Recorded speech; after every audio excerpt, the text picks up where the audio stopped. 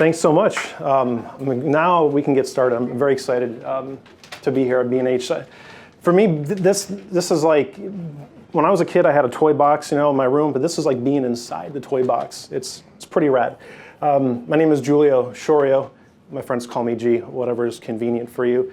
I'm a professional photographer. I shoot exclusively with Micro Four Thirds Lumix cameras. Been doing so for, I think, like 5 years now. I love them. They're a ton of fun. My clients like that I shoot faster, and I'm able to do things like add video, do stuff like aerial work, and all this with small cameras. In particular, though, this presentation is an introduction to 4K video. But it's an introduction to 4K video specifically for photographers. There's a big difference between how photographers sees things and how a filmmaker sees things. Photographers were used to telling a story with one image. Filmmakers are used to telling a story over the course of several images at 30 frames a second or 60 or whatever it is that they choose. So there's really a different mindset as a photographer when you shoot video. So during this presentation, we're going to talk about what makes a video, like the components of the video, the differences between the different resolutions, 2K and 4K. We're going to talk about the reality of 4K versus the fantasy, because there's a lot of fantasy online that you need to have this or you need to do things a certain way. Then I'm going to take you guys into some real world applications, like how am I using this in the real world, and how are some of my friends utilizing 4K video in the real world. And then I want to talk about the line of Lumix cameras and the ones that I use in particular, and how I set them up to shoot video like a photographer, and some of the accessories that I use. I have a pretty laid-back approach to my work. I'm not a spec junkie or a pixel peeper. I'm more about getting the results, I guess, which is why I'm comfortable using a camera like this on an assignment, smaller camera like this, or an GH4. I find them all to be very adequate for what I need, even more so. Once the presentation is over, please ask me any questions you have. There's nothing off limits. I'm very happy to share my knowledge and exactly how I operate. Let's get into what makes a video clip. So let's just look at a quick clip that I shot with the FZ1000, and then I'm going to break down the components that actually are inside the video clip. So this is with the FZ1000, which I think you got one, right? Yeah, which is a really neat little camera. It's my father-in-law. He's in a 70s senior softball tournament. The guy is just rocking in his late 70s. Here's a quick little video clip I shot of him. Okay, cool, right? Very simple. When I shoot my video, I just push the red record button. I let the camera do the rest of the work for the most part. Other times I'll shoot it in manual mode. So there's our video clip, right? Let's take a look inside of the video clip. So what makes up the video clip? So we have two main components. We have a series of frames, which is the video, and then we have a soundtrack. The video is recorded on the camera sensor, the same sensor that records your still images. So it's essentially a series of still frames.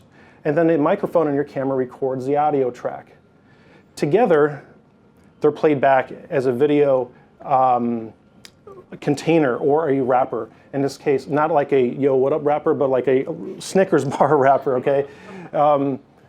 And this is the wrapper that I use in this format is the MP4 wrapper, but you may have also heard of MOV, which is QuickTime. Those are just containers that contain all of the multimedia that your camera captures and allows it to be played back on a computer.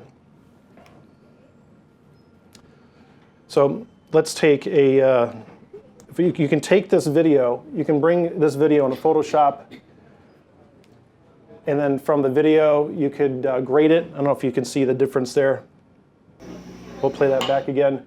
So I did a little grading to it. You can actually take video into Photoshop and do a little bit of color work, just like you can with a still.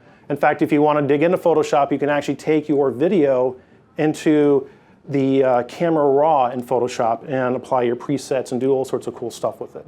So that's the video clip again with a little bit of color work on it. And then from the video clip, I'm able to pull the perfect frame to capture the height of action that suited my needs. I thought that came out really cool. If I was trying to capture that exact frame with one still image, even with 10 frames a second, it would be rather difficult. But with video, I'm able to get the audio, I'm able to get stills, and I'm able to get a motion clip all at the same time. And then I could just basically pick the part of the video that I want specifically. This comes in really handy for subjects like that you cannot really recreate. Like I couldn't go back in there and tell the whole softball tournament, hey, stop, I missed a shot, get back over here. You can't really you can't do that. But because I shot 4K video, I was able to really capture a nice quality still frame. Now, just to kind of dive into some specs, I want to talk about the differences between 2K and 4K. So 2K essentially, which is like full HD, my dimensions here are not exact. I'm kind of just rounding. Essentially, every frame of HD video is 2 megapixels for each frame. So who here has a 2 megapixel still camera that they're using today? Anyone? How come? Right. Right, because the quality's not that good, right? It's 2 megapixels. So what happens when you're using a 2 megapixel image? Well, you can't do a lot of work in post-production because the image falls apart. You can't crop it because there's just not enough data there, and you can't really print it because it's such a small file. Maybe you can make like the size of a stamp. So when digital still cameras were 2 megapixels, that was all we had, and then we started to get a little bit higher quality, higher quality, higher quality. It was gradual. Now that's fine if that was with video. If we went from 2K to say like 3 megapixels, that would be okay. But what 4K gives us is a significant resolution increase. We're talking over 4 times resolution. So we're going from a 2 megapixel frame of video to almost 9 megapixels per frame of video. That's amazing. I mean, it's not a small jump. This is a noticeable difference. I don't really care if it's like 15.8 megapixel stills or 16.7. None of that really matters. But when you go from a 2 megapixel to almost a 9 megapixel image, more than 4 times the resolution, you can do a lot of cool stuff. For instance, you can do what's called pan and scan. So you're with video. So if you're shooting 4K video, but your destination is a 2K HD video for like YouTube or for just broadcast, you can actually take that image, the video, and you can go and crop. You can create dynamic camera angles that you may have not been able to get prior. That's called pan and scan.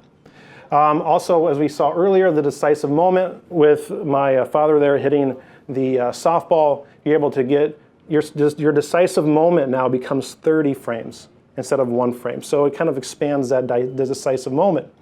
And then because we're shooting with almost 9 megapixels, you can actually print video, which is super cool. So not only can you do all this cool stuff with the video, but you can actually print video. Trying to print from a 2 megapixel image is not very appealing, but an 8 megapixel image, you can make a decent 16 by 20. It's fairly impressive.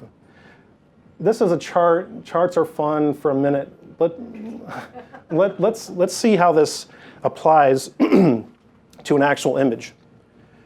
So here's a model that I shot with the GH4 in 2K full HD.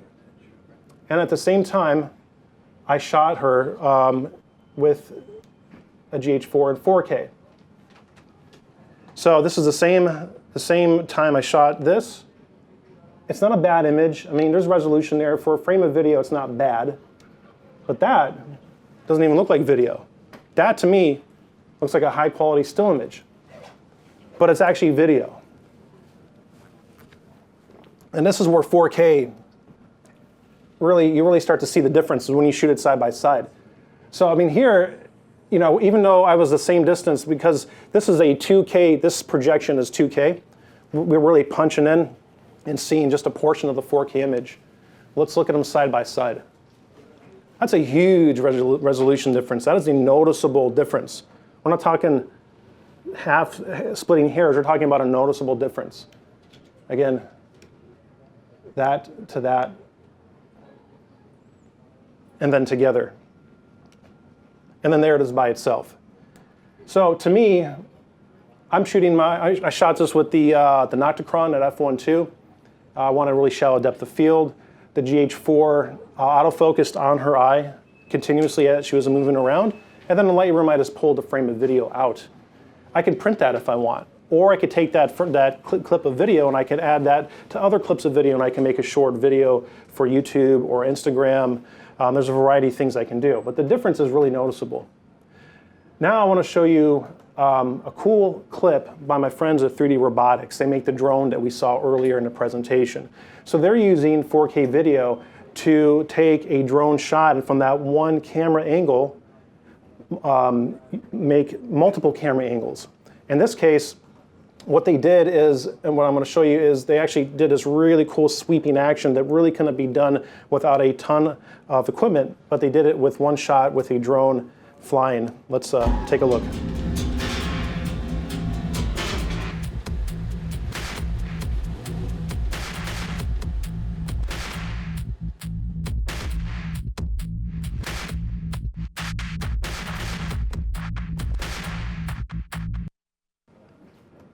Was that cool or not? That was so cool. That's from one shot of a drone flying in that garage. And I'm gonna go over the actual raw capture so we can compare and see the difference. But that is from one shot. So with that one shot, this video here is actually completely turned 90 degrees in post. So they actually, to do that really cool sweeping motion, they did a lot of that in post-production. And because it's a 4K image, we're still able to output a full HD image. So let's talk about reality and fantasy. Online, there's all sorts of conversation going on about 4K because it's really hot. It's a big buzzword right now. And there's a lot of fantasy, a lot of myths that are discussed online. So I want to go over some of the realities and fantasies in the form of a fun quiz that since you're not able to participate, I will give you the answer and I will also ask the question. So, reality or fantasy, 4K requires an external recorder. In case you're not familiar what an external recorder is, essentially it is a hard drive with a cord, just like you connect to your computer, and you connect that to your camera. That allows some cameras to dump the massive amount, the 4 times amount of data to the hard drive. The problem is with me as a photographer, I don't want to have to lug around a hard drive and plug it into my camera everywhere I go. For filmmakers, it's a different story, but as a photographer, I don't really want to do that. So is that a reality or fantasy? It's fantasy. So with all the Lumix cameras, 4K recording is built into the camera. Now you need to use a fast memory card, but you can do it in camera. You don't have to carry a separate recorder, which is really handy because if you're on the go and you're just casually shooting and you see something cool happen, you want to say, oh, it's a bear doing bear stuff, and hold on, let me get the recorder out.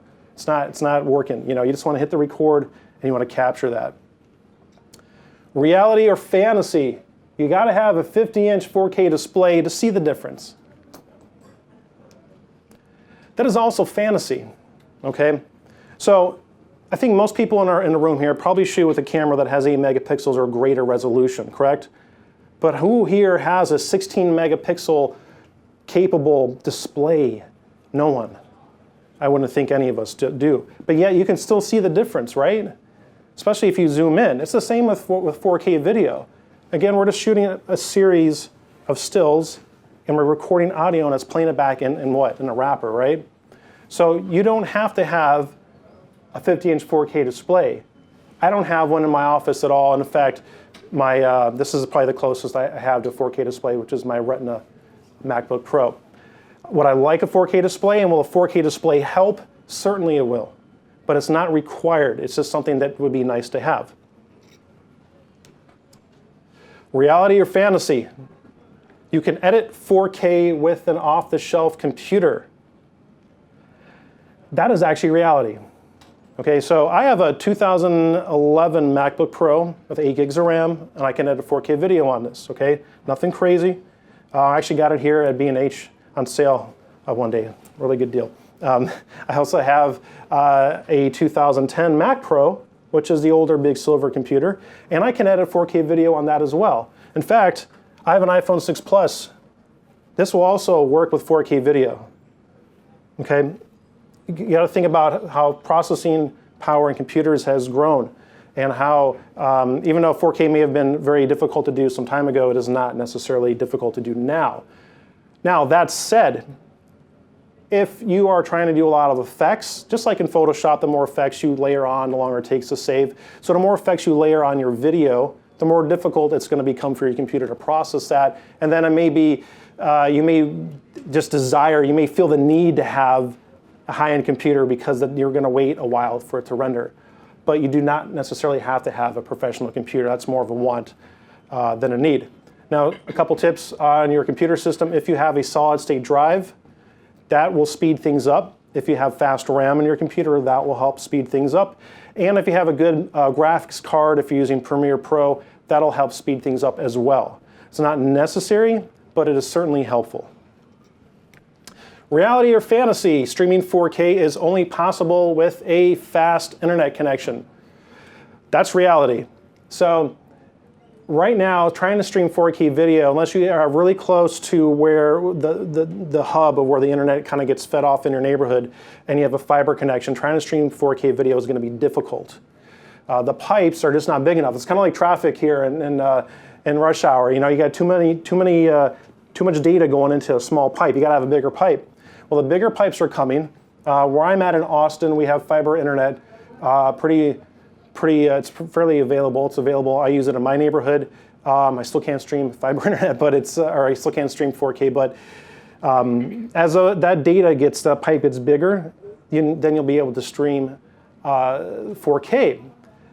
On the other end of the spectrum, companies like Netflix and YouTube are increasing the quality of their codecs. A codec is a piece of software that allows your computer hardware to compress and decompress, which is where they get the word codec. It allows your computer to compress and decompress larger streams of data. So Netflix just announced that they are now able to stream 4K. And Google's working on a faster and more efficient codec. So as the codecs and the internet, the pipes get bigger, we will be able to stream 4K. It's just not reality right now for everybody, but for some. Okay, so we've seen 4K, we've seen what it can do. We see that 4K video is getting us closer to video and still becoming one. So what's the next gen? Let's take a look. So there again, there is our 2K and our 4K frames. Again, sizable difference. But eventually, 4K will give way to 6K. That's 19 megapixels per frame of video. That is, when we get to that point, it's, you know, we get to that point, video and still is really starting to become one. And then what about 8K? 8K video is 33 megapixels per frame of video. And again, I'm not a spec junkie, but man, 33 megapixels per frame of video, when that happens, and it'll happen, it's just a matter of processing power, that is going to be amazing. Because you know, it'll happen, it'll end up in a Lumix, I don't even know what I'm calling it, but eventually it'll happen. In fact, there are cameras right now, prototype cameras, that I think they showed last year at NEB that are shooting 8K video. Of course, then we got to think about this computer definitely ain't going to handle 8K. You know, everything I talked about definitely will not work with 8K, but it is coming, and that's exciting for me. It's so exciting to be in photography right now because we're having video and stills merged together. It's becoming one, and when that happens, when you get something like this, when we start to see our popular formats for still images overlaid with the formats of video. We're starting to see a 36 megapixel still image that you see in some of the larger DSLRs, even 24 megapixel, and then we have video frames that are going to become right around that size. That is where the magic really starts to happen, because what's happening, guys, in photography is the technology is really starting to do the heavy lifting. P really does mean professional nowadays. You can really rely on and trust the autofocus in the camera and the processing power in the camera. So as 4K gives way to 6K and to 8K and beyond, we're starting to see this all kind of merge together. after all, video is what? It's nothing more than a series of stills. What's going to happen though is that it's really, and it is now to a certain extent, it is now very much to a certain extent, but definitely as things go on, as technology becomes more accessible to people, it's really the artist that's behind the device that's really going to be able to showcase what's in their mind's eye and share that with people, and that's really, really powerful. When you are able to capture something, you see something sometimes, and maybe you're having a cup of coffee and it's just so beautiful and it's just an amazing moment. But being able to grab a small camera, and capture that, and just an extreme amount of definition and an amazing clarity in audio, and to share that with somebody, that's really powerful. So let's talk about how to apply this. How can you apply 4K in the real world? I want to talk more about what 3D robotics is doing, and I'm going to show some of the stuff that I'm doing. And if we have time, I'm going to show some of the stuff that other friends of mine are doing. So I want to talk to you about hybrid photography. That's really what's going on here, is that as video becomes still, photographers, even now with the 4K cameras, we're shooting a hybrid content. We're shooting a hybrid of still motion and sound. That's what's called hybrid photography. We're shooting it with the eye of the photographer. We're using off-the-shelf computers. We're not necessarily subscribing to the old school rules where you got to bring a ton of gear and wear all this Steadicam vests. All that stuff still applies in a certain world, but for the photographer, we're used to just taking small stuff, maybe a little tripod, maybe a couple lights, really basic stuff. So because the tools are becoming smaller and more robust and easier to use, photographers are really starting to find new ways to incorporate video, whereas we're not necessarily making movies, but we're also not just capturing stills. We're capturing all three types of content that your camera captures: still, motion, and sound. And what I want to show you for this next example is the still and the motion part. So I started working with what's now called hybrid photography in 2009. When the economy was slow, I needed to separate myself from the other photographers, because when the clients got smaller and smaller and there was less clients and the economy was really tight, I had to really differentiate myself. So I started creating work like this, which is what I call an animated portrait. Some people call them cinemagraphs. There's a variety of names for them, but essentially it's an animated image. So I'm blending a little bit of stills, so that one frame from that video, and I'm blending it in with one frame from the video, and then also the video clip at the same time. I'm blending it in so that these images that are designed for the age of screens that we live in, because we're really consuming the majority of the media photography on screens. So this is essentially a photograph that's designed for the age of screens. But how exactly is it made? Here's another example. So this is an animated portrait designed to showcase the beauty of the jewelry. We got a nice little star effect. It's lit with LED lights. I use Felix LED lights to light this one here. And it's just mesmerizing. It's beautiful. You show this on Instagram, you show this on YouTube, on a screen, on a tablet. You can, anywhere you see there's a screen, you can have hybrid photography living on that screen. Back at taxi cabs. When I was in Vegas, they had screens in the bathroom. It's crazy.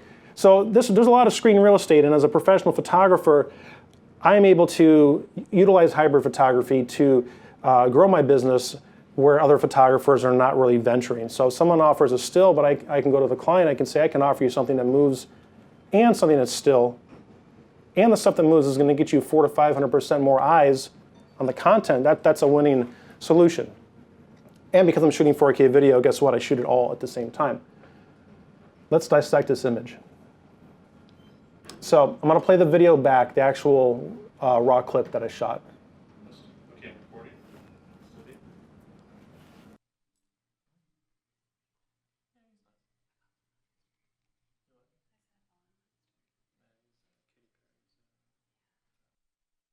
Very simple. Right, I wasn't doing crazy camera angles, and I didn't even have a clapper board. In fact, I used this little red tripod here with a GH camera on there. And I lit it with LED lights. 15-second clip, that's something that anybody can do. We had the model stay still as much as possible. And then what we had to do is we had to get what's called the master frame. So this is one of those frames of video that I pulled out of the wrapper, right? This is one of those frames of video. This is the frame that I felt looked the best. This is the master frame. This is going to lay on top of the video, okay?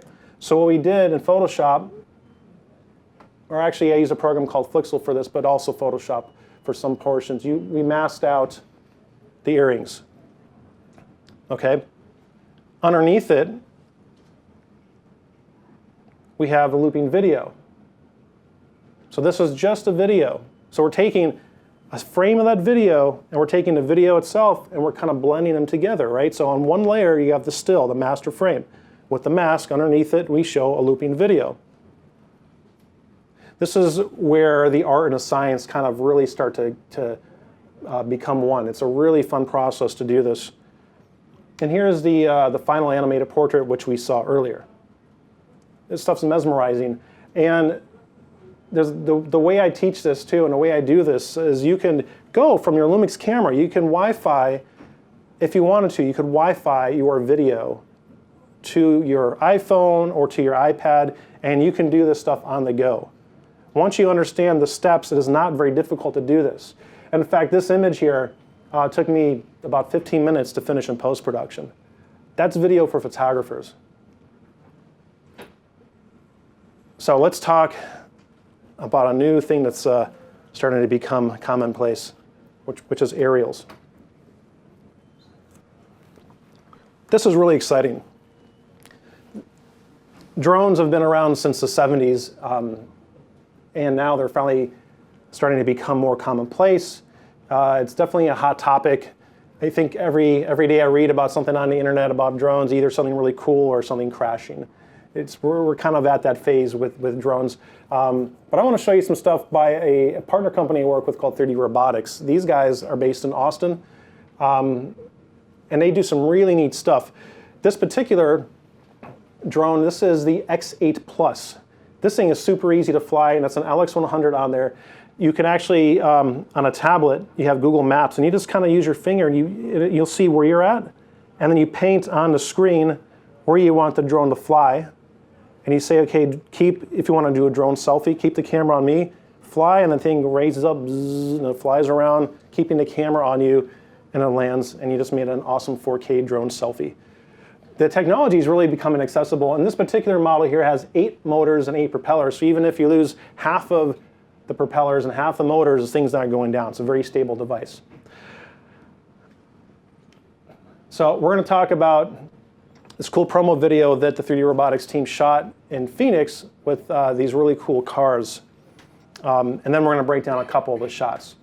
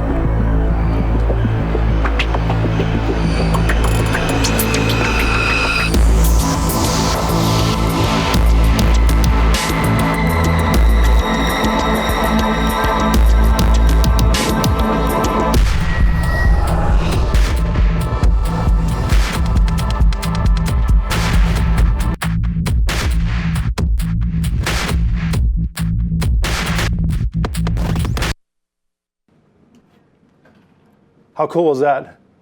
That was pretty rad. So there, you can see they were using 4K to do a lot of really cool push-ins and different movements and whatnot. It's a very entertaining and engaging video that utilizing 4K really just kind of helped really just gel that together. Let's look at this one. This is the scene again where they drive in to the garage, and I want to show you the original shot, and then I want to show you again the final image where the team at 3DR used the pan and scan technique.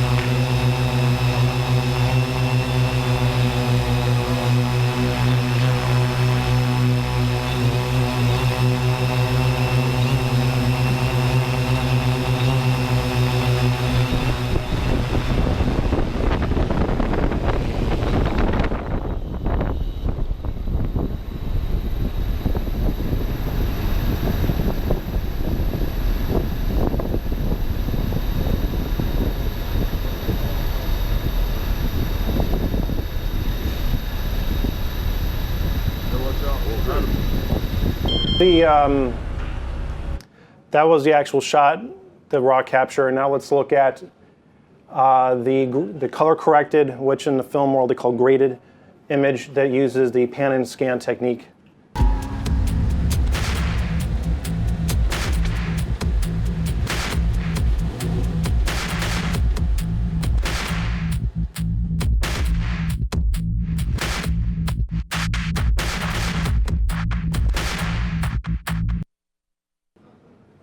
Pretty cool, huh?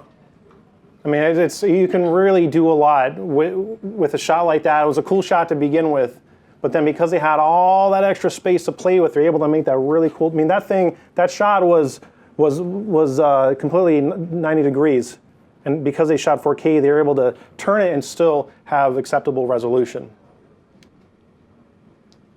So let's talk about the tools of the trade. My philosophy about the gear that I carry is I want to carry less, but I want to shoot more. If I'm bogged down by lots of gear, then it's like I'm second guessing if I need to bring it. Maybe I don't want to even bring it out. And then by the end of the day, my back is just killing me. When I carry light and I have something that's really capable of shooting hybrid content, 4K video, beautiful stills, capture high quality audio, and it's small, then I'm able to I'm not really thinking anymore about like what I need to carry. I'm just taking it with me. And with my Lumix cameras, I take a camera with me everywhere I go. But I want to talk about specifically the GH4, the FZ1000, and then the LX100, how I set them up to shoot 4K video, and also some of the accessories I use with the cameras. So let's go over the high-end camera, the beast. Not that it's a big camera, but it's like the beast of the Lumix line. It's the Lumix GH4. With the GH4, the wrapper that I use, remember we talked about wrappers earlier, I use MP4. You could also use MOV, which is a QuickTime format, but I use MP4. There's really no difference in quality with the GH4 if you shoot MP4 MOV. The nice thing with MP4, it's more friendly to be, it works very well if you're going to put it on an iPad. It's the same format that YouTube and Vimeo uses natively, So it's more friendly all around, and it's a little bit easier for your computer to operate with. The photo style I use is called Cinelike D or V. D for dynamic range, which gives me more detail on the highlights and shadows, and V for vivid, if I want more punchy color. Now, within the cameras, you can alter how much saturation and contrast you like, but typically I use Cinelike D a little bit more, because then in post-production in Lightroom or Photoshop, I can add more colors to it. I can more saturation. I can add sharpness to it. It's a little easier file to work with. As far as microphones go, I use the MS2 mic, which is what you see on the camera there. That is the Panasonic branded mic. I have a variety of microphones, but I find this one is the easiest to use. It's made by Panasonic for the Lumix cameras, so it makes sense that it's a little easier to use with the Lumix cameras. What you have with the cameras, with the GH4 and the FZ1000, with the MS2 is unlocks a special menu. And within that special menu, you can actually alternate between the omnidirectional mic, that's that capsule on the top, and the shotgun mic, which is the barrel. Omnidirectional is a mic technology that picks up audio in all directions. That's why it's called Omni, in all directions. That's a great part of the mic if you want to just kind of sample the sounds of your location. Maybe you're in the wilderness and you just want to capture a little bit of audio of the forest, or we're at the beach. You just want to kind of capture some environmental audio. But you can also switch directly to the shotgun microphone, which is just like a telephoto lens. It zooms in on whatever's in front of you. Or you can go anywhere in between. You can kind of like mix both live into camera, which is really cool. Very good quality mic. It's made out of metal. I like it. It's a very good mic. It also comes with an extension cord too. So sometimes what I'll do is I'll pair that microphone with like a Mi Photo tripod, which I can make into a boom pole, because one of these legs turns into a monopod, and I can have somebody boom the mic up to 10 feet away from the GH4. It's pretty handy. The memory cards, I think we were talking about those earlier. The memory cards I use are U3 memory cards. Okay, U3, I don't know what it stands for, but U3 is the card you want to use. Okay, you can use a Class 10 card with the cameras, but the difference is between the U3 cards and the Class 10 cards is the U3 cards are standardized to do at least 30 megabytes per second read and write speed sustained, as opposed to other cards where they have peaks and valleys of how much data they can write and read. If you're using 4K video, say in a Class 10 card, and I have some really good Class 10 cards, sometimes because they cannot have a higher sustained data rate, sometimes you could drop frames. It may not fully record your entire clip. You're just kind of gambling there with your 4K video.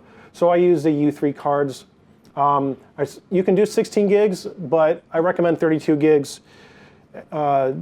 64 is good too, but 32 I find to be the sweet spot. Essentially, 32 gigs is going to give you about 30 minutes of 4K video. 16 gigs will give you about 15 minutes of 4K video. And 64 gigs will give you about an hour of video. That's a general idea for the recording to 4K to memory. Lenses on the GH4, I like the 12 to 35 2.8 and the 35 to 100 2.8. These are your 24 to 70, 70 to 200 2.8 zooms. Specifically with the GH4, the autofocus works great. Also, they're weather sealed. So I was just shooting with this camera, the GH4, with this lens in Santa Cruz. We were doing some surfers with 3D robotics. I was right on the beach. It was getting wet, was shooting in the rain.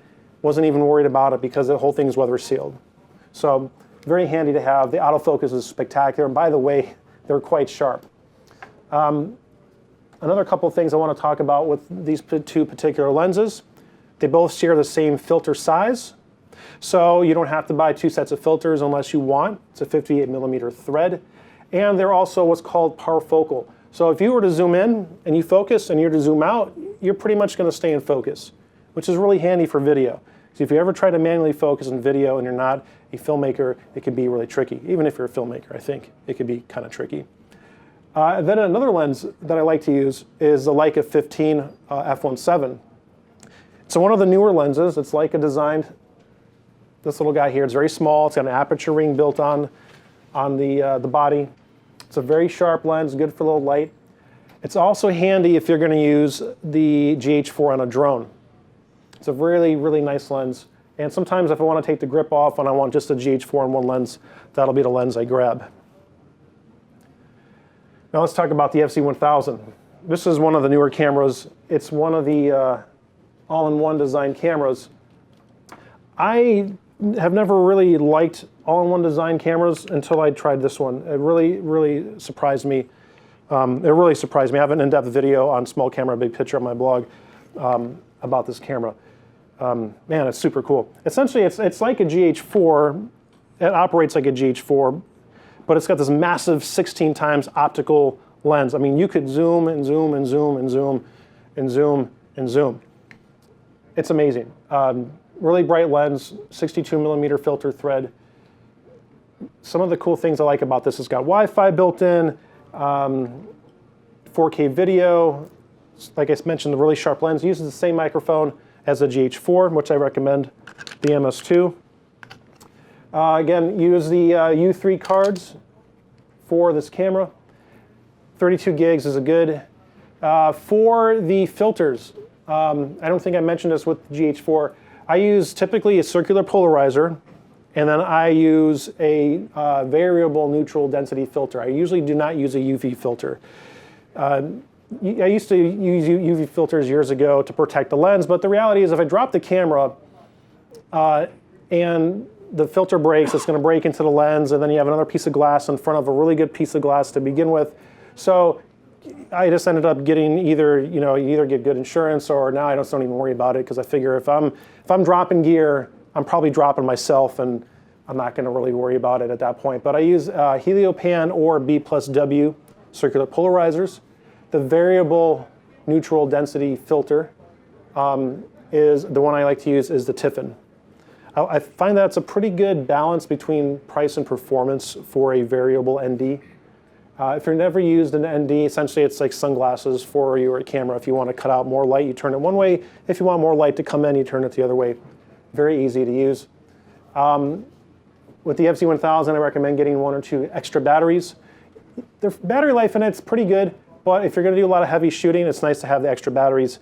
And the nice thing about this camera, even though it's a new camera, the batteries are available everywhere, and they're fairly cost-effective as well. I didn't quite mention batteries with the GH4 because they're magnificent. 2 batteries with the GH4, you're good to go. So when I was shooting last week, I shot for 2 days, and I only got down one little click of the battery, one little battery segment. And I had 2 batteries in there. So I probably could have shot for about a week with 2 batteries with the GH4. The LX100, this is a new one. I like it because it's small. It's essentially, it has the heart of the GH4 and some other Lumix cameras built in to this tiny little guy right here. I also shoot MP4 with it. I shoot MP4 with all the cameras to keep it all consistent. The LX100 does not have Cinelike D or Cinelike V picture photo styles built in. So I use natural or vivid, just a baseline natural or vivid. The LX100, it's a little different approach for video. So this is really designed for a photographer that also wants to shoot video, but really shoot it like a photographer. So you could, right on the barrel, you can change from a square format to a 16:9 to a 4/3. And the way the sensor is set up, you actually, when you're going from a rectangle 16:9 to a square, you do crop in a little on the sides, but you also expand the tops and the bottoms. It's called a multi-aspect ratio sensor. It's pretty amazing because even at 4K video, at square, you're still getting pretty much 4K 8.5 megapixel resolution in square. And it's just so neat to see square video. I also love the fact that everything on it is external, so I really do not have to dive into the menus. I got an aperture ring right here, manual focus or zoom if I want. I really find it handy to have all those external features. Oh, the auto lens cap. This is cool. I never used one before until recently, but you turn it on, lens cap opens up, you turn it off, and the lens cap goes back in. Super handy, and I use a leather case that comes with it. It's actually got a little mesh piece there for the speaker. What I find really handy for the FZ1000 and the LX100 is they're really easy to use if you're on vacation, very casual environments. When I'm not working, I'm a gentleman of leisure, like my wife says. So if I'm on vacation, if I go to Europe, I have a camera in one hand, maybe, especially in Europe, I'm eating something with the other, or I'm having a great glass of wine or something. I don't want to have to think about, I've got to use a second hand to do something else. I just want to like wander, oh, it's beautiful, shoot, oh, it's wander, 4K video. Oh, look at that, that's great, capture audio. And that's how I shoot with these guys. I just really allow myself to enjoy and be present what's in front of me and let the camera do all the work for me. And it turns out pretty good. I've actually combined, in case you're wondering, I combined FZ1000 footage with the GH4 footage, and they're really, really good. You can really interchange them. They work very well together. And also with the LX100, it's good to have extra batteries. They're not, again, as beefy as the GH4, but I can get through a day of heavy shooting with one battery. The nice thing, though, with the batteries that the LX100 uses, they're currently available. There's no shortage of the batteries, and they're relatively cost-effective. Additional equipment that I do want to mention is this guy. This is the X1000. This is a 4K camera for filmmakers, for people doing electronic news gathering, that kind of stuff. It's more of a serious video camera. It's not one that I use myself, but I do really like some of the features in this. This actually will shoot 4K video at 60 frames a second, as opposed to the other cameras that shoots 4K video at 30 frames a second. It's got a built-in XLR port for high quality audio, really high quality audio. It's got a built-in neutral density filter. There's a lot of great features built into this camera. And it's surprisingly light. It looks like it would be pretty beefy, but it's surprisingly light. Every time I grab it, I'm like, wow, this is surprisingly light, but very cool camera. And then I've been using this guy here for just wherever I go when I'm shooting. This is a 4K wearable. This is the A500. So this guy here, you can attach to a variety of things. It's on a tether. It's a very durable camera. It's fully weather sealed. You can dunk this underwater if you wanted to do something underwater, and you got a screen here that you could use, or you could tether this to your iPad or your iPhone or your Android device and use that as an external monitor wirelessly, as this is doing whatever, say like on a drone, or if you wanted to do something really cool in a fish tank. Not at SeaWorld though, because it'll probably get eaten. I do wear it a lot though. It's fun because it's very wide angle, so often I'll wear it if I'm shooting and I don't have, if I want to kind of get a really cool perspective, grabbing the camera or whatnot, but this is a really neat camera. I just started experimenting with this. I use class 10 memory cards in this guy. They seem to be okay. I haven't had any issues with it yet, but I'll probably be getting U3 cards for this soon. It uses micro SD cards, just so you know. It also has an internal battery, so make sure you charge it before every use. But very cool device. Some stuff I also use, I love these little red tripods. This is the Mi Photo tripod. I got a variety of these things. I used to use a really beefy tripod, and I still have my old studio tripods. They're great, but because these cameras are so light, I don't necessarily have to have a huge tripod, so I can get away with a fun, funky tripod like this carbon fiber Mi Photo. And then it also becomes a monopod. It's super handy. Now, one thing I did not really talk about is lighting. So when you're lighting video, you have to use a constant light source like what we have here with LEDs. These are two LEDs from Felix that I take with me everywhere I go. They're battery powered. You can also plug them in. They're color tunable, so you can go daylight to tungsten. They got these magnetic, I'm going to turn the power down on this one. They got these magnetic diffusers, so you can attach a variety of accessories on these. I just love these guys. I like easy when I shoot. I don't know if I expressed that enough. I like easy when I shoot, and this is shooting easy. But fantastic lights. You don't get, if you may have noticed, or if you ever read online about LEDs, some LEDs cast a green cast on your subject. These do not. Any of the Felix lights do not cast anything green. Very, very handy lights to keep with you everywhere you go. And then once in a while, I don't use this too often, but when I need to make a call This is the iPhone 6 Plus Plus Plus Plus Plus. This is the Panasonic 4K Toughpad. This is awesome. So if you do see 4K on this, we have some 4K. We'll show you after the presentation. This is really cool. Plus, what it really is for me is one amazing portfolio. So when I'm showing my animated portraits, when I'm showing my other hybrid pieces, this is a portfolio. If you put it in someone's hands, no matter what you got on here, they're going to look at it because this is amazing. Look how thin this is. It's 4K. It's a full computer running Windows 8. You can edit on this, and then you can deliver on this. So that thing is like from the future. So we're about to wrap up. I just wanted to mention, if you want to learn more about this stuff, this is a blog that I started all about small cameras. It's called Small Camera Big Picture. I talk about everything hybrid with small cameras. This, for instance, is a hybrid wedding, but it's a no-holds-barred site. Like whatever I'm experiencing, if I find it useful, if I find it as a way that I can help educate and inspire people, I put it up on Small Camera Big Picture.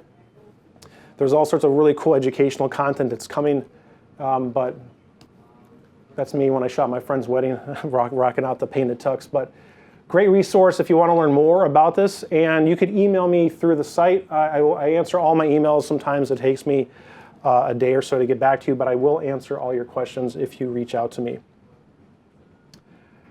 That is it, folks. I want to thank Panasonic for this presentation because it wouldn't be possible without them.